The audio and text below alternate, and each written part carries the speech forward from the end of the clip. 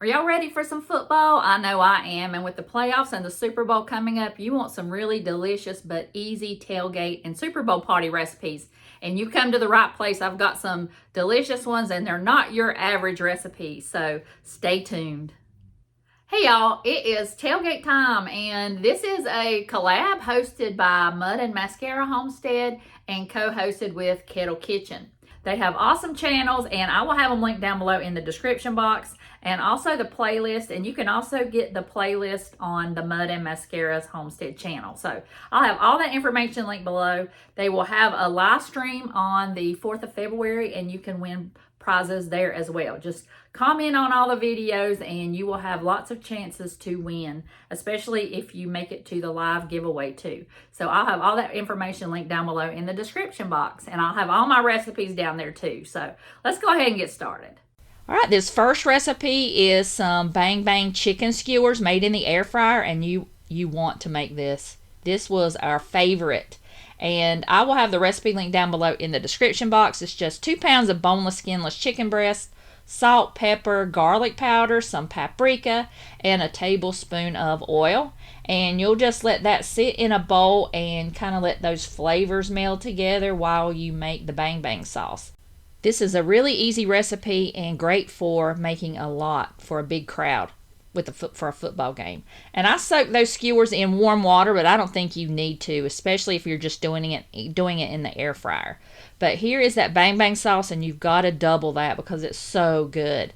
And all it is your Thai chili sauce, mayonnaise, and some sriracha. The original recipe called for honey, but I'm not adding that, but you can if you'd like. I'll have that recipe down below. But I'm a wimp when it comes to spice, and this was not spicy at all. So if you've got a really hot Thai chili sauce and you want to add some more of that, and then you'll make it a lot spicier. I thought it was perfect. It didn't have any spice to me, so I could probably have went for a little bit more of the sriracha. But, you know, it's kind of scary to me. And I'm going to work on a side dish while that sits. I've got my potatoes here. They are about 3/4 of the way done. I put mine in the Instant Pot, but you could use the oven. And I melted some butter and I poured some garlic powder in there and mixed it together. At first I just brushed it on there, but then I poured it over the top. That way it gets on the bottom and the top and you don't have to brush each individual potato. And I've got my oven at 425 and I'm going to bake these for about 20 minutes until they're all the way done. And now I'm going to start on my chicken. And I've got them on the skewers and I've separated the sauce. So you're going to brush the sauce on the chicken before it goes in the air fryer, and then you'll brush it with that sauce on when it's done, and that's why you want a whole lot of that sauce. But I'm just doing it in batches. I'll do it 4 and 4, and I'll put that in the air fryer at 400 degrees for 11 to 12 minutes. And while that's going, I'll finish my potatoes up. I just shredded up some cheese, any kind of cheese you need, any kind of cheese you have. And then I'm going to add bacon bits to it. I would have added real bacon, but I didn't have any. I'm on the January Pantry Challenge, so I'm just using what I have. So I have got some real bacon pieces, and that worked out really good. I didn't really just throw them on each individual potato because when that cheese melted, you had those little bits, and that was so good. But the chicken is done, and look how amazing that looks. You have got to make this recipe. And like I said, I used up all that bang bang sauce, and I wish I had some extra to dip them in because they were that good. Look at these gorgeous potatoes. Just dip them in some ranch or some sour cream. And look at these. These were so good. These will impress your friends at your next Super Bowl party. I'm telling you, you got to make those. And this one is going to be like some loaded chips. I'm going to make them 2 different ways. And I'm just going to fry these potatoes. I just cut them thinly. You could also cut them as French fries. And I took the foil and covered this sheet tray, and I made like a divider. That way you could put one on one side and one on the other, different things. I'm going to do it 2 different ways. You could also do one across and have 4 different things, and you could let your guests pick what kind of toppings they want and what kind of chips, either a fried chip or just a potato chip. And I did go to Aldi to get a few things, and they had their chips on sale, so I knew we were going to have a Super Bowl party, so I knew that I needed to pick some up. I am using the wavy chips, but I also got these Parmesan garlic ones, and they also had a buffalo chicken wing, and these were on sale, so I went ahead and picked those up to get ready for the Super Bowl party. So you have got to make these two because this was so good. And all you do is just pour those wavy potato chips on one side, and you're also going to make like a cheese with some ranch. So I just put 1 tablespoon of ranch powder in the cheese, and you're just going to mix that together, and you're going to pour it over the chips. And I thought this was a little dry, so I did add a few more things to it, and I'll show you in just a minute. And I cooked the potatoes till they were a little golden brown, but you don't want them like crunchy like chips. I like them this way. I like them when they're cut round. And then I just put some salt on there and stirred it around, and they were ready to go on the other side. And these are going to be like chili cheese fries. I did have some leftover manwich, so I'm just going to use that as my chili, but you can just use canned chili or make your own. So I'm just going to stir that around, and then I'm going to add that to the other side. Like I said, you can make a topping. You can make all kinds of toppings and have your guest add what they want to their side. So I'm just going to lay these out on the foil side, and that way it will not be messy, and you'll just take the foil off, and it'll be a no mess cleanup. But I did not spray the foil, and that was my mistake. So make sure you spray the foil really good. And now I'm going to add that cheese and bacon on the top of this one. And the other side, I'm going to add some chili to it and also some melted cheese. And this was like, it started out as hot dog chili, and then I made it into a manwich, and now I'm going to use it as a chili on my chili cheese fries. So I got to use all that up since I'm on the January Pantry Challenge. And this was just some Velveeta and some milk that I heated up in the microwave, and I'm just going to pour that over the top. And I did end up pouring it over the top of the chips because I thought they were a little bit dry. But the original recipe says to use some hot sauce, so you could use that. And now I'm just going to take some of that cheese that had the ranch on there, and I'm going to throw that on top of here. And I've got my oven set on 425, and I just baked it until they were golden. And look at this.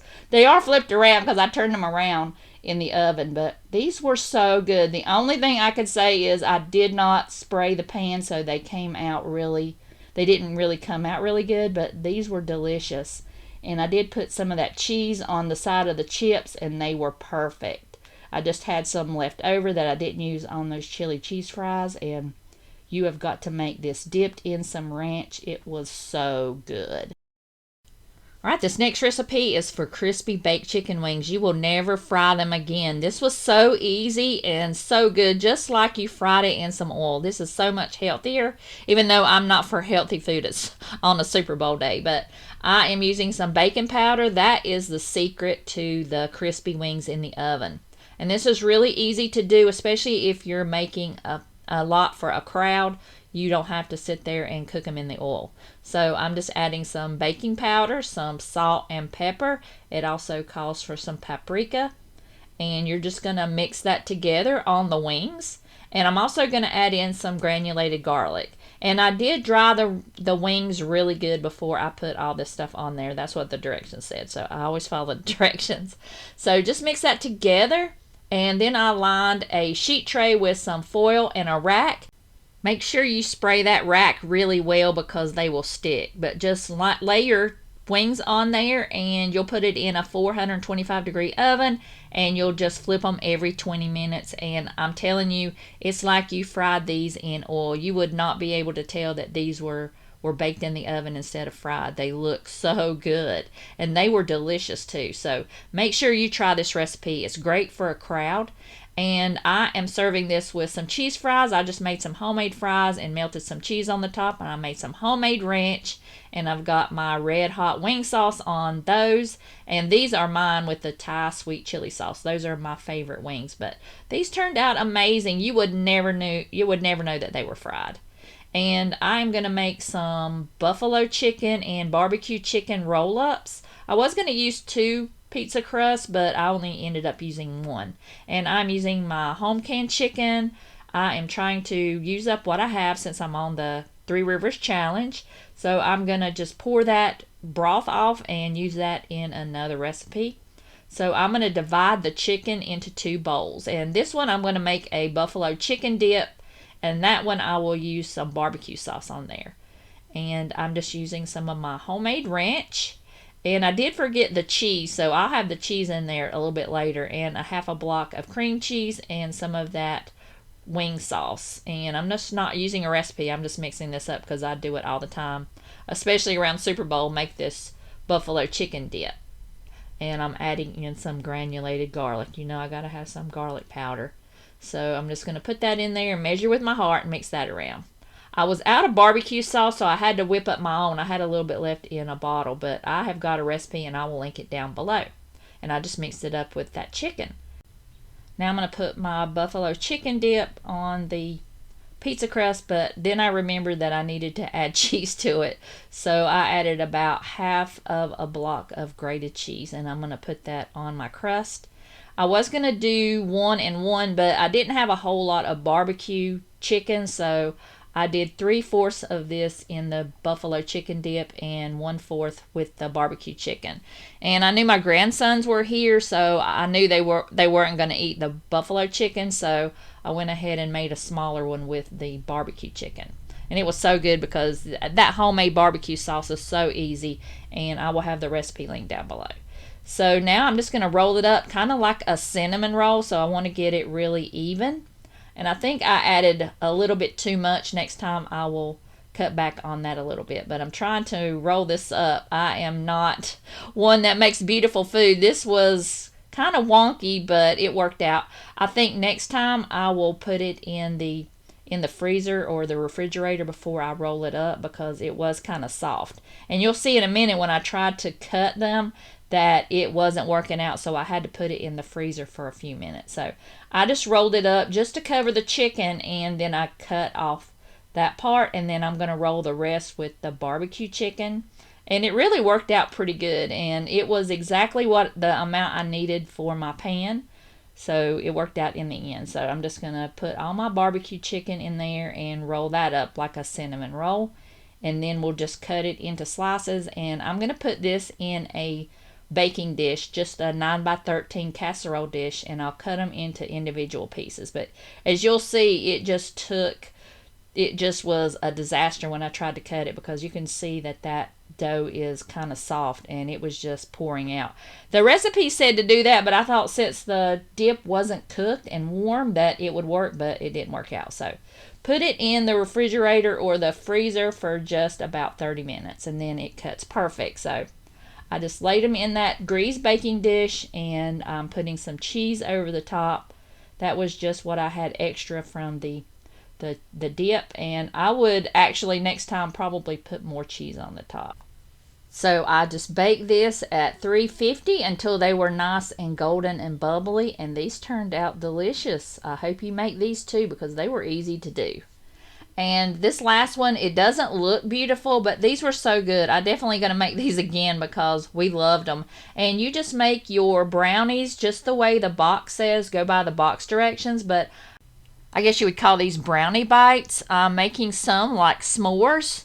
And I've just got some graham crackers that I crushed up and some marshmallows. Definitely needed to use more marshmallows. And then I'm also making some turtle ones with some caramel syrup and some nuts. And spray this really good, especially the one with the caramel syrup. It stuck, so I think next time I will just use those little papers.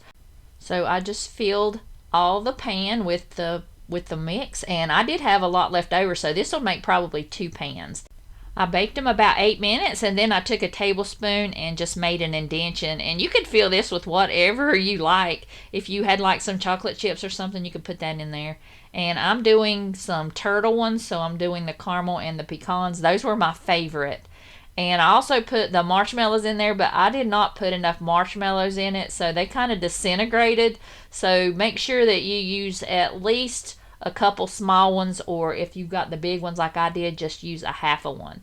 And I'm just going to fill all of these up and bake them, but make sure that you spray them really well because they will stick, especially the ones with the caramel syrup. They stuck really bad, but those were my favorite. I think the next time I'll just make a whole tray of those. I mean, we really love both of them because we love s'mores, but They were so good. And even though they didn't look beautiful, they were delicious. And we ate the whole pan in about probably an hour. So I highly recommend you make this. You could put out some toppings and have your guests put in what kind they like. So I think that would be fun too. But these were perfect. And if you're a crunchy edge brownie person like me, you really will love them. So I hope you try this recipe. It's not really even a recipe, but it was so good. I hope y'all enjoy these recipes and make them all, especially that bang bang chicken. That was some life-changing chicken. So easy to make, and that sauce could be made in just a few minutes. So I hope you enjoy all these recipes, and I hope you will check out Mud and Mascara Homestead and Kettle Kitchen. And I will have all the information linked below and all the recipes and all the information for the giveaway. So make sure you like and subscribe to Tony and Tiffany's channel, and make sure you watch all the videos. So you want to have a lot of chances to win some prizes. So I hope you enjoyed the video, and I'll see y'all in the next video.